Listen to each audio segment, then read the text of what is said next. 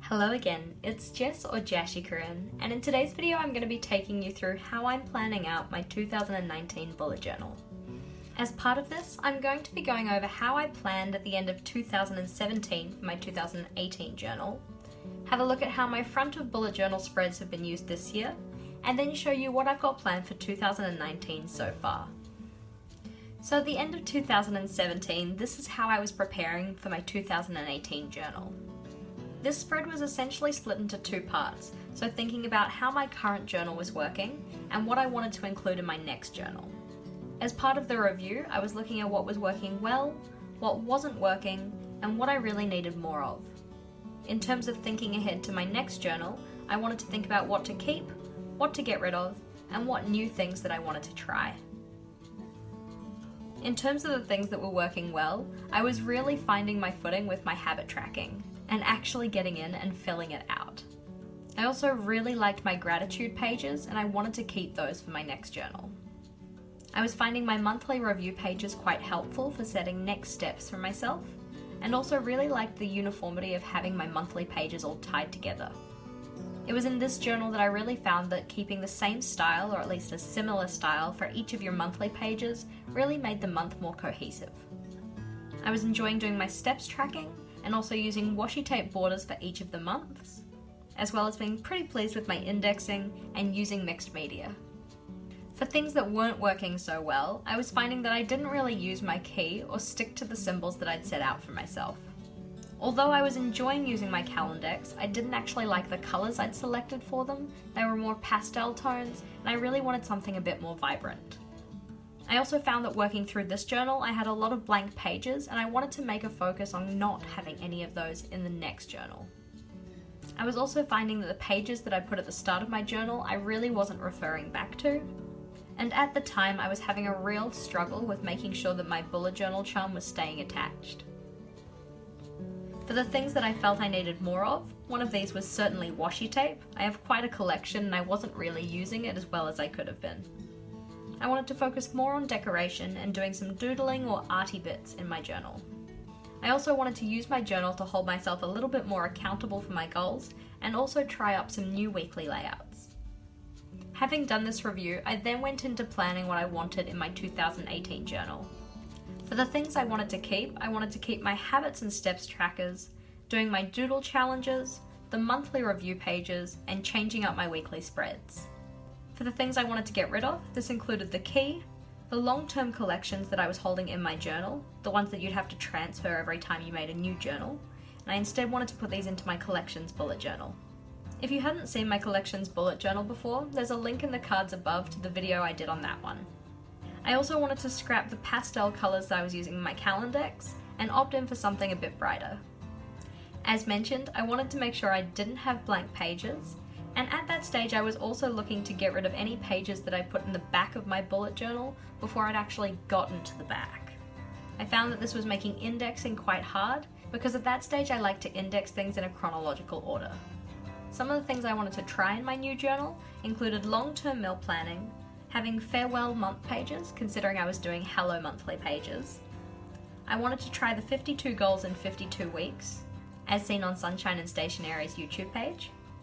I wanted to look at colour coding my task, having monthly colour themes in a rainbow order, and making sure that those colours were vibrant rather than pastel, and using more of my sticker collection. From that planning at the end of 2017, this is what I came up with. So I had my splash page, followed by my Calendex, which you can see got a fair bit of love at the start, but really did dwindle off towards the end.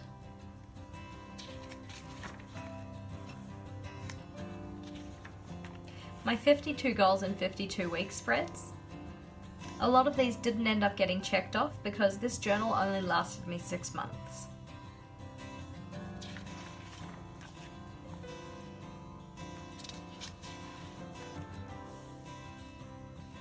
After this we're into my term planners, which again only half of these ended up getting used because this journal only lasted half a year.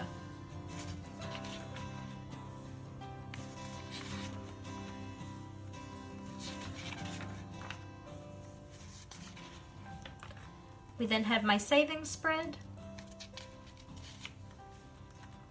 and then my TOM or time of month tracker, and a spread for tracking my cleaning.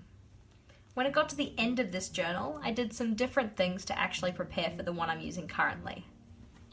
Before planning out my current journal, I again wanted to take some time to do a review of where I was at so far. As part of this, I decided to try my hand at the Bujo Berry Challenge, which had a focus on reviewing where you were at and setting intentions for the second half of the year. As part of this, I gave myself a third of a page for each daily prompt, and you can see that some of these were filled in, but some of these certainly were not.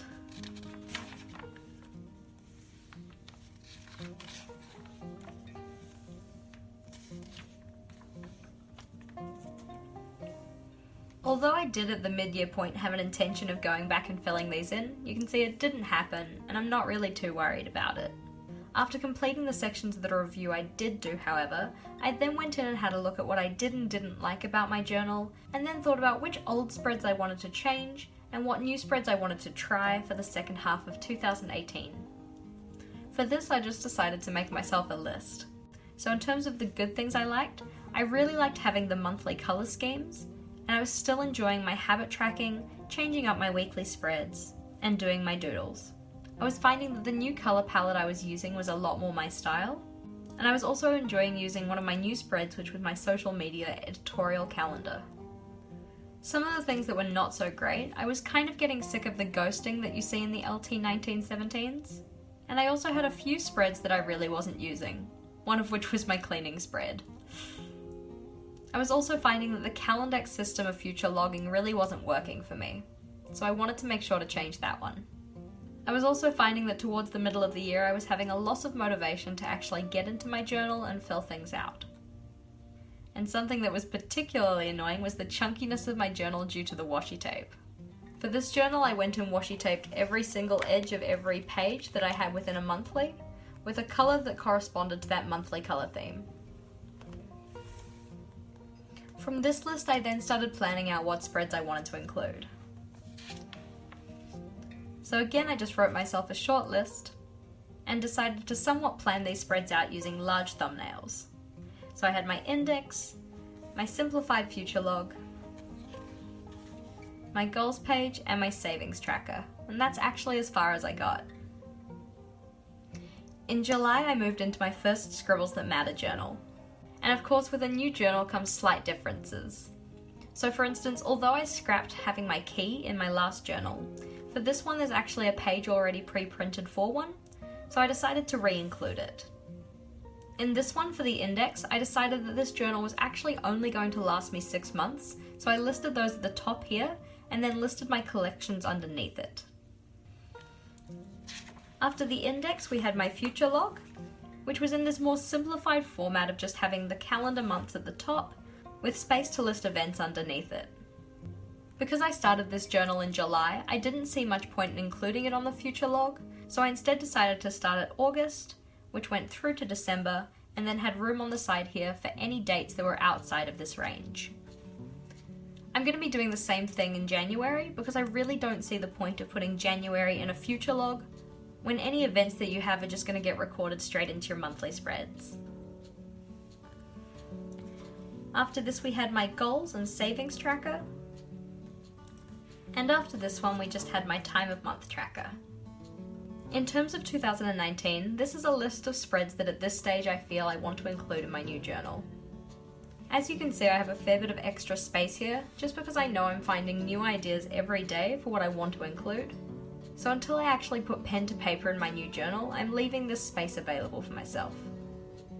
I've also decided that because my colour combination for September was so much fun, I'm going to be using it again for my 2019 setup. Similar to what I drew out in June of this year, I have these little thumbnails of pages on the left here. And I'm going to be using these in a similar way to plan out what I want each of these spreads to look like. So just having a look at what I have so far on this list, I of course want to include my index. This is pre-built into the Scribbles That Matter, so that shouldn't be hard. I want to follow this up with my future log. I also want to include a spendings versus savings tracker, my term planner, some sort of goals page, either a 20 by 2020 or maybe quarterly goals or something similar. I want a page of things to consume, so media like books, TV shows, artists to check out.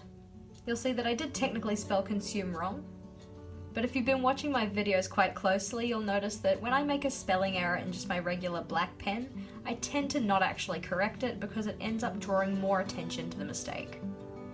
I also want to include a planner for my YouTube videos, and then another Tom tracker. What I'm going to do now is roughly sketch out what I want those things to look like.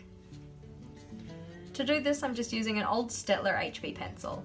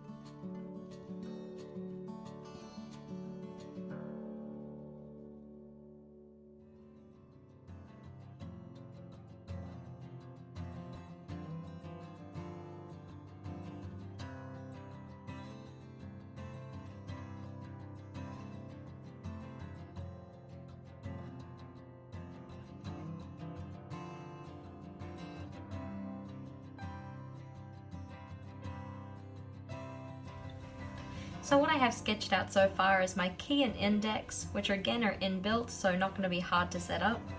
My future log, which I'm going to be going with a similar setup to what I had in this journal. My savings tracker, which is split into 2 separate sections. My goals pages, which again split across 2 pages. My list of things to be consumed, split out into each of the different types of media. My social media pages, including my YouTube video planner and maybe a stats tracking page. And then some pages for my term planner, which although only drawn here over these 2 pages, are probably going to take up quite a few more. And then my Tom tracker.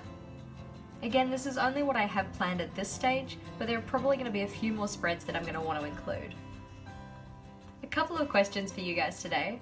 What spreads do you plan on trying in 2019 that you haven't previously done? Which ones are you most certainly bringing back from 2018? And which ones are you going to get rid of because they weren't quite as helpful as you initially thought? Let me know in the comments section below. Thank you for watching. If you liked today's video, please do make sure to give it a big thumbs up. And if you haven't already, you can subscribe to my channel to see the videos I release every Thursday and Sunday. I'll be back again on Thursday with another weekly Plan With Me video. So until next time, bye!